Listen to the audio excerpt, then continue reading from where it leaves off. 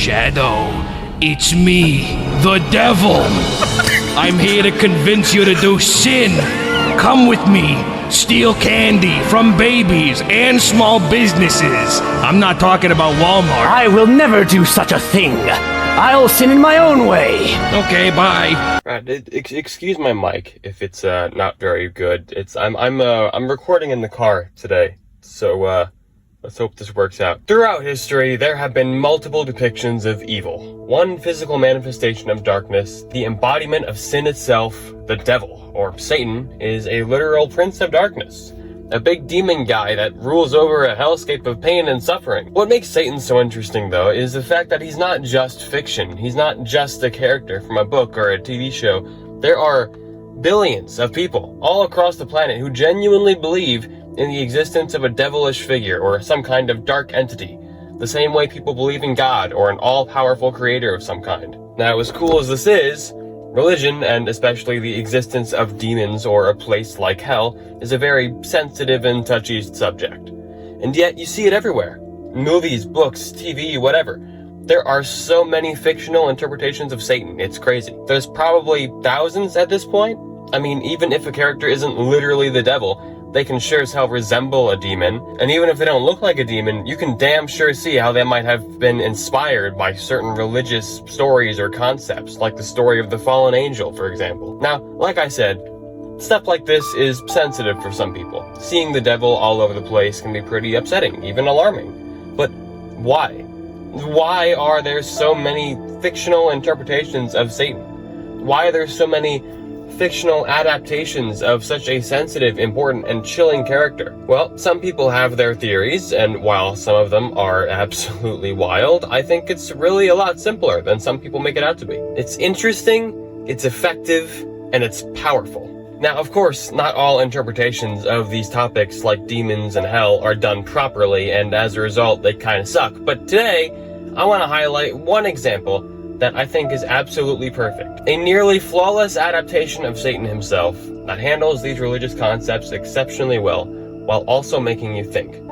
The Impossible Planet and the Satan Pit from Doctor Who. This is the story that started me down this rabbit hole to begin with, and I'm glad it sent me down it. For those of you who might not be familiar with Doctor Who, the show began in 1963, and since then, the general plot has been this. Our main character, the Doctor, is a Time Lord. The Time Lords were a super advanced species that had mastered the art of time travel. So the Doctor, usually accompanied by a human companion, travels around time and space in a time machine called the TARDIS. I recommend you guys watch these episodes for yourselves if you haven't seen them, so I won't just go through the whole thing to avoid spoiling it all, but I'll talk about the most interesting parts. This story has little restraint. It's not afraid to handle these topics. Very early on, we know exactly what kind of heavy material we're dealing with. But of course, the best part of this story is the Beast himself. The Beast is obviously Doctor Who's Satan. After waging war against the forces of light, he was defeated and imprisoned within a planet that somehow orbited a black hole. This is, of course, impossible. This conflict that the Beast mentions actually took place before the existence of time. This is, of course, impossible. What this version of Satan thrives on is cosmic horror, which is, in my opinion, the best way to present a concept such as the devil. A dark cosmic entity that should not exist, an entity that you cannot understand. Something so utterly insane, so impossible, that it's hard to even imagine. One of the characters, Toby, gets possessed by the Beast. There's a segment where the Beast is using his new body to stand on the planet's surface, but he can't do that. It's impossible. There's no atmosphere, there's a black hole right outside, nothing makes sense, yet it's happening. The impossible is taking place right before your eyes, and there's no way you could bring yourself to understand it, or even conceive a way that this could be real. I mean, hell, the first episode is even called The Impossible Planet. Satan thrives off of being impossible. You know exactly who he is, but you can't even begin to imagine what he's seen, what he's done, the things he's gone through. You can't even begin to imagine the power he possesses because your tiny mind cannot even fathom how powerful he is. This story throws curveballs at us, just things showing us how absolutely mind-breaking things could truly be. Stuff like this taps into the fear of the impossible and the fear of the unknown. This story is one of those few pieces of media that makes you realize just how crazy the universe could be. I mean, hell, There really could be a giant demonic beast locked away inside a planet orbiting a black hole somewhere. You have no idea. But what's even better about this is the fact that our main character, the Doctor, is a man who knows everything. He's lived for over 900 years at this point in time, and he's seen everything. He's seen the beginning, he's seen the end, and he's pretty damn confident in his beliefs. But this story does something I love. It takes someone who knows everything, someone who's always confident and comfortable, and takes him completely out of his element. Right out of the gate, he knows nothing. He's forced into an uncomfortable situation with no way out of it, and the only option he has is to try and confront the impossible.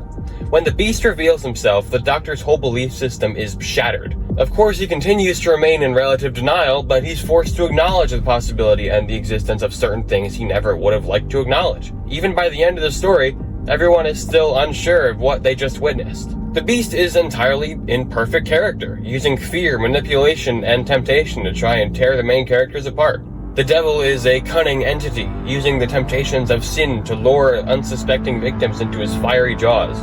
The Beast nails this. He uses fear and uncertainty to prey on Toby by taunting him, telling him that if he turns around, he'll die, thus making him feel vulnerable before possessing him and using him as a servant of darkness.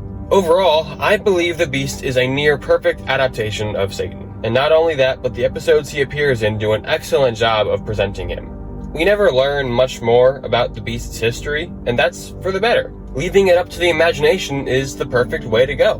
With that out of the way, I think you can see my point now. Religious concepts such as the devil can be some seriously awesome grounds for storytelling. As soon as I finished rewatching these episodes, it made me think so much more about the truth behind religions all around the world.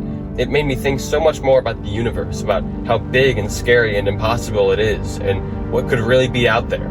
It's the kind of fascinating storytelling that can make you think, and using concepts like Satan are the perfect way to do it in a dark fashion. The devil is a touchy subject, and it's a subject that should be handled with care, but that doesn't mean concepts like these should be off limits, regardless of how deep and dark they can get. If someone has an idea, if someone wants to say, do, or remind you of something thought-provoking using concepts such as these, they should be more than allowed to do so. I sometimes feel like people can let their own personal beliefs cloud their judgment. Obviously, you don't have to watch something if a concept within makes you uncomfortable, but some people act like the devil should never ever be represented in media ever. Like we can't ever use something so meaningful and powerful to tell a story. The Impossible Planet on my rewatch was actually rather inspiring. I want to be a writer someday, and stuff like this is what makes me think. I love it so much. Last time I was this excited about a topic was actually another video tied to religion and hell. My video about how Alien is a perfect representation of good versus evil. I suggest you check that out, by the way. It's pretty interesting. But before you do that, though, you should like and subscribe and hit the notification bell so you can stay tuned in for whenever I upload a new epic banger. 'Cause, yeah, I do that a lot. I'm really smart. I have really good solid takes and opinions. I'm super cool and awesome, and everybody should love me.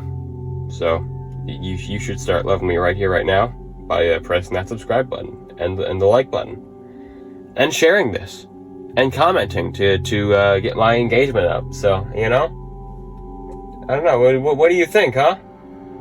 Do you think that religious topics such as these, you know, should be touched upon more often, perhaps? Or do you think they just shouldn't be touched upon at all?